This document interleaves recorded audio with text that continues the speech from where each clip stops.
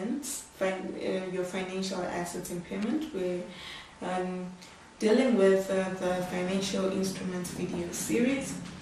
So in this video lecture, we're going to focus on impairment of financial assets, like I said, and this specific video is going to be dealing with application of the general approach.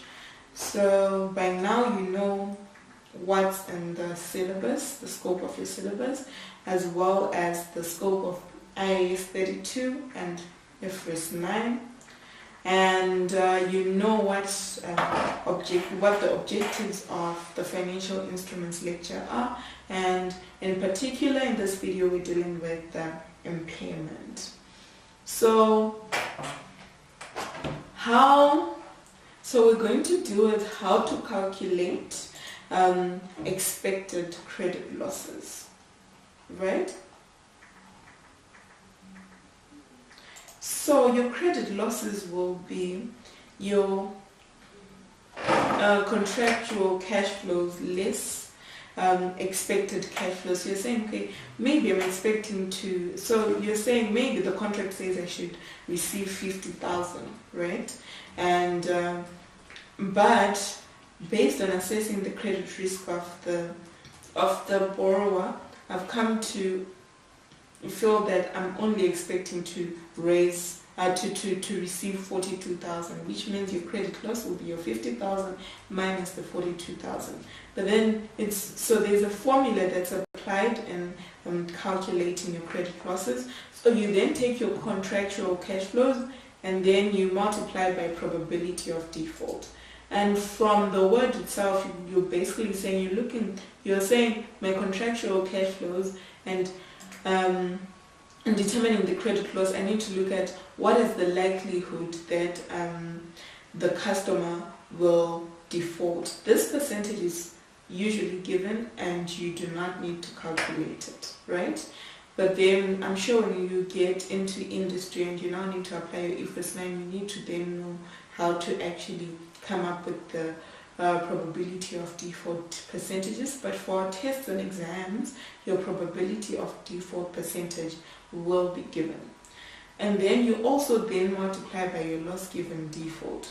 So your loss given default is basically saying what is the severity of the loss. So we're saying, will you lose the entire cash flow? So we're saying there's a 30% chance that the customer will default, but then of the 30% of the cash flows, right? Will we actually lose the entire cash flows, or we won't lose all of them? So your loss given default then looks at, do you have any collateral, right? Did the borrower provide any collateral in the event that they default, right? So with your loss given default, where there's no collateral, you're saying severity of the loss, I will probably lose the entire amount that I'm expecting to lose. But where there's collateral, your loss is then limited to the value of the collateral provided, right? So your loss given default percentage is also given. So, but in practice, you just then need to know. So So you're either given the percentage of the loss given default, or you're given the amount where they're saying this is the amount or the value of the collateral, right? So your credit loss is basically taking into account probability of default, and if there's going to be default, what collateral is going to cover. So then that will be your credit loss. So I want us to get into an example where we calculate our credit loss, right? So we told Mr. X has a remaining mortgage loan with ABC Bank of 250,000, which they had originally used to purchase a house 5 years ago. The risk of Mr. X defaulting on the loan is 15%. So can you see we've been given the probability of default. And then we're told there is no security or collateral against the loan, which means what is your loss given default? What is the severity of the loss? What are you expecting to lose? So the case, because there is no collateral, it means whatever amount is going to to be defaulted on, you're going to lose all of it, as there's no cover in the form of collateral. So how are you going to calculate your expected credit loss? So if your expected credit loss, you're going to take the 250,000, right? So we're going to say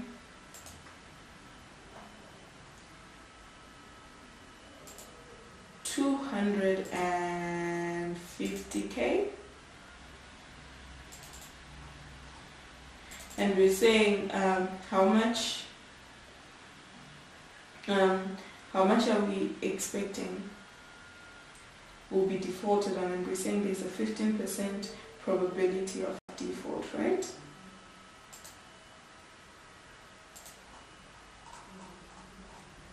So we then get 37,500, and we then say of the 37,500, how much are we going to lose? Because we're going to lose the entire amount, it's going to be times 100%. So our credit loss in this case will be 37,500. So can we see we've taken the contractual cash flows that we're expecting, and then we've also taken our probability of default. We're saying what is the likelihood that we're not, the likely cash flows that we're not going to receive, and then we're going to say what is the loss given default. We're saying of the loss that we're expecting, how much of it are we actually going to lose? So loss given default is based on whether you have collateral or not. So in this case, because there's no collateral, we're going to lose the entire 37,500. So let's move on to example 2.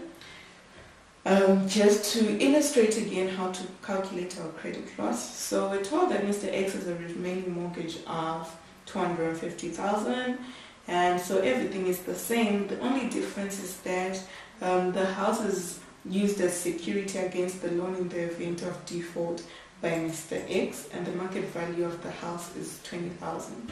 So in this case, we're still saying that we're expecting that we're going to lose, our probability of default is 15%, so we're expecting that our impairment would be 37,500, but that should be limited to our loss given default, right?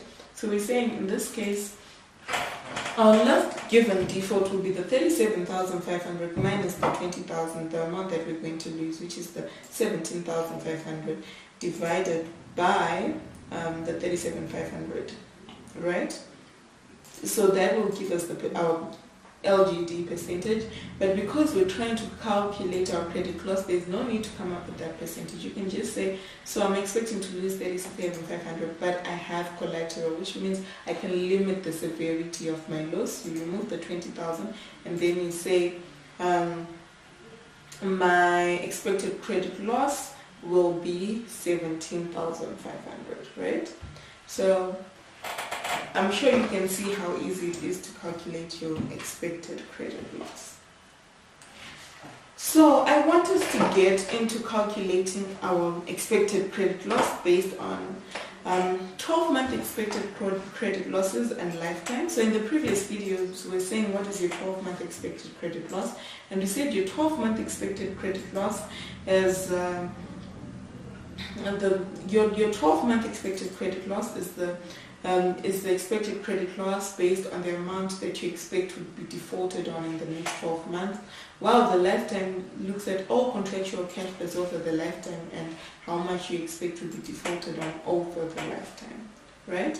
So I want us to go through an example where we calculate the 12-month expected credit loss as well as the lifetime expected credit loss. So here we have a loan to Mary Ann. So Macaroon lends Mary Ann 100,000 on 1 January 2013. If there is no chance of incurring credit loss, the coupon rate that Macaroon have charged Mary Ann would have been 5% per annum. However, because Mary Ann's credit rating, Macaroon estimates that there is a possibility that Mary Ann might default on payments. The expected credit losses are expected to be 10,000 per year over the 5-year term of the loan, right? As a result, market charges may earn a coupon rate of 6% per annum. So in this case, we've already been told the amount that we'd expect to be a credit loss in the next year, right? So if we're calculating our 12 months, we're saying we've already been told that 10,000 is the contractual cash flow that we'd expect to lose out on the 12 month. But because we're trying to calculate the 12 month at the end of the year, we then need to present value that amount to come up with the 12 month. And then with the lifetime, we'd say I'll expect to leave 10,000 over the 5 years. So to come up with my lifetime expected credit loss at the end of the year, I'll need to present value to 5 years. So I want us to look at the calculation of the expected credit loss. So they then give us the interest of 6%, and if it's a 12 month, we're saying our N is equal to 1, right? And the loss that we're expecting is to the extent of 10,000, future value 0. So this is how you then use your financial calculator to come up with your 12-month expected credit loss. So in this case, we don't need to do the whole contractual cash flow times the probability of default and the multiplied by the loss given default, because the credit loss had actually been calculated. What we then needed to then do is just present value to come up with the 12-month credit loss at the end of the period, because this 10,000 is expected next year, so we need to then bring it back to end of year. And then with the lifetime expected credit losses, we're saying you're expecting to lose the 10,000 over the 5 years now instead of 1, because we're saying we're now looking at the contractual cash flows we're expecting until the maturity of the financial asset, and that's the 10,000 for 5 years. We then present value to come up with our lifetime expected credit loss.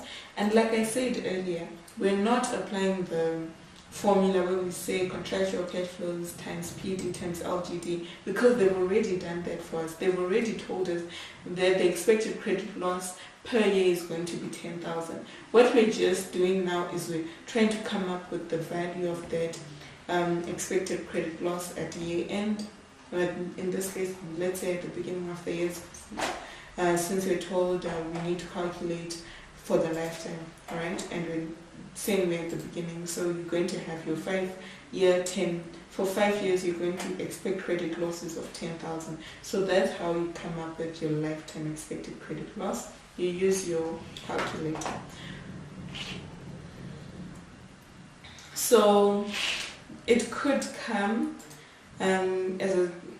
either as a scenario where you have to apply the formula, or where they've already calculated the expected credit loss for you, and all you need to do is present value that expected credit loss.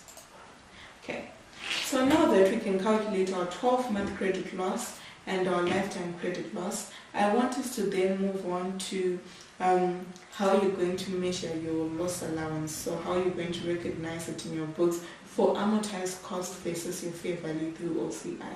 So obviously this loss allowance is an expense in your statement of profit or loss and other comprehensive income, and it's going to go straight to your profit or loss, right? But then now your loss allowance, so now the difference in measurement for your amortized cost and your fair value through OCI stems from how you're going to measure your expected credit loss allowance. Where are you going to raise your provision? So if it's at amortized cost, you're going to recognize your expected credit loss allowance in your statement of financial position, right? But then if it's a fair value through OCI, the standard says that you need to actually measure expected credit loss allowance and transfer it directly to a reserve, your OCI reserve, right? So what do the journals actually look like? So yes, we're saying we have impaired our financial assets, so you're recognizing an expense, a loss allowance expense in your P&L for amortized cost, and then you're then recognizing that provision for loss, which is the expected credit loss allowance, which goes to SFP for amortized cost. But we said for fair value through OCI, the standard says measure the expected credit loss allowance directly into OCI. So that's just the major difference. So you calculate it the same way, but the only difference comes through when you're now processing your journal entries and your financial statements for the provision, your expected credit loss allowance, whether you're taking it to SFP or OCI. So I want us to go through an example where we apply, right, what we've learned in terms of the general approach. So let's say that loan that we're talking about from Mary on initial recognition 1 January 2018, you're saying, is this a trade receivable? It's not a trade receivable, it's a financial asset measured at amortized cost, right? Is this a purchased or originated credit and paid? This does not matter because these have been excluded from the from your scope, which means you're not going to be tested on purchased or originated credit impaired financial assets, right? So now how are you actually going to process your journal entries? So I'm sure you remember how to do this initial recognition journal from a video 2 on measurement of financial assets. So you'd go debit your financial asset at 100,000 and credit your bank 100,000 with the loan to Mary Ann, right? And then now we're saying we haven't been given any information to say that, you know what, credit risk has increased or whatever. So at initial recognition, because remember what I was saying in the previous recording? I was saying that you wouldn't lend someone money if you think they're very risky. So at the point you lend someone money, their credit risk is usually low, alright? So where there's low credit risk, let's go back to our stages, right? We said where there's low credit risk, you apply stage 1, which means you need to measure your impairment loss or your loss allowance based on the 12-month expected credit losses. So in initial recognition, we've measured our impairment loss based on the 12-month expected credit losses. So remember what I always say about your journals, they need to make sense. You can debit impairment loss P&L. Some people just say loss allowance expense P&L, and then you go credit your expected credit loss allowance, or you can just credit loss allowance. So the wording is important as long as it relates to what you're talking to. So you could say debit loss allowance P&L credit expected credit loss SFP, or you could say debit impairment loss P&L credit loss allowance SFP. So this is for an amortized cost. Remember, we're saying you need to know the distinction between your amortized cost financial asset and your fair value through OCI financial asset, because it will affect where you actually raise the provision. So because this is amortized cost, the provision will go straight to statement of financial position. So at 31 December, let's move on. At 31 December 2013, we're told there's no significant deterioration of Mary Ann's credit quality, and risk can still be considered to be low. So let's go back to our general approach. Which stage are we going to impair this financial asset in? So because credit risk is low, or there hasn't been a significant increase in credit risk, we're going to apply our stage 1, right? Which means we need to show our expected credit losses based on the 12-month expected credit loss allowance, right? So you then ask yourself, is this a trade receivable? So why do we consider whether it's a trade receivable or not? Just a note before we move on. Remember, we said with your trade receivables, where there's no significant financing component, you need to apply the simplified approach. So that's why it's important to know whether it's a trade receivable or not, because with your simplified approach, you'd recognize your expected credit losses over than as a lifetime expected credit loss. But if it's not a trade receivable, you then have an option of assessing the credit quality based on the general approach and saying, is this going to be 12 months or lifetime, right? So we're saying, is the credit risk. So now when you're subsequently trying to measure your impairment, you then ask yourself, can the credit risk still be considered to be low? If it's still considered to be low, confirm your measurement should be at 12 months. If has there been a significant increase in credit risk? No. If there's no significant increase in credit risk, we're saying we're still in stage 1, right? Also, your stage 1 applies. So how will you calculate your 12-month expected credit loss? So there's no additional journal entries to be calculated because it's still the same amount like you had recognized on day one, right? But you then need to calculate. Remember, when we were dealing with the general approach model, we said you also need to take note of which stage it's in, because that will determine on what amount will you charge your interest, right? So because this is in stage one, you need to charge your interest on a gross basis. So you're going to say 6% times the 100,000. Okay, so your interest income, I'm sure you still remember how to process these journal entries. You're going to debit your financial asset and credit your interest income. And you're also receiving a coupon, so you need to debit bank and then credit your financial asset because you're saying you're receiving a coupon, right? Let's move on to, so let's then just change a few variables in our case study. So we're saying at 31 December 20, we're now at 31 December 2014, and there's now a significant deterioration of Mary Ann's credit quality, and credit risk can no longer considered to be low. So if it's not low, we're saying there's now been a significant increase in our credit risk, right? So if there's significant increase in credit risk, can we still apply our stage one? No, our stage one only applies where we have low credit risk. So now we are applying our stage two. So with our stage two, we said that you now need to measure your expected credit losses as lifetime expected credit loss allowances, right? So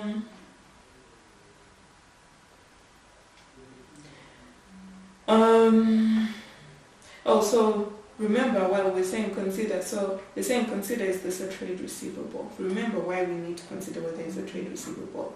Because if it's a trade receivable, there might be a chance that we need to apply the simplified approach, right? So we're saying this is not a trade receivable, so we don't need to apply the simplified approach. We're applying the general approach.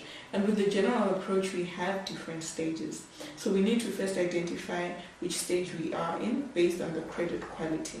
And we said, can the credit risk be still considered to be low? And we said no, right? So we're saying that our credit quality has changed. There is now a significant increase in credit risk. So we should therefore apply stage two, which therefore means we need to calculate our impairment based on lifetime expected credit losses. So like we were discussing earlier, we're in stage two. So how will you calculate your lifetime expected credit losses? So you're saying how many contractual cash flows am I now expecting from 2014 until maturity of this loan, right? So you're left with 3 years for your financial asset. So your lifetime expected credit losses should be based on the future contractual cash flows, and now you're left with 3 contractual cash flows at 10,000 each. So you need to then present value to 3 years and come up with your lifetime expected credit loss. Calculation of interest income based on the gross basis now. But now, with your lifetime expected credit loss, you need to take note of the fact that you've calculated the 12-month expected credit loss. So you already have a provision sitting in your books for the 12 months of 9434. And now you need to make sure your provision is now sitting at 26,730, confirm, which means you can't go and recognize the entire 26,730. You only need to recognize it to the extent that it hasn't been recognized yet. And there's already a 9,434 that is recognized. So what are the journal entries that we expect? So your interest income, I'm sure you know how to deal with this, as well as your coupon. And your impairment loss has increased to 26,730 from 9,434. So you need to make sure you don't go and include the entire 26,730 because you already have a provision to the extent of 9,434. Okay, so thank you for your time, guys. Make sure you watch the remaining video of the video series where we're going to be applying the simplified approach.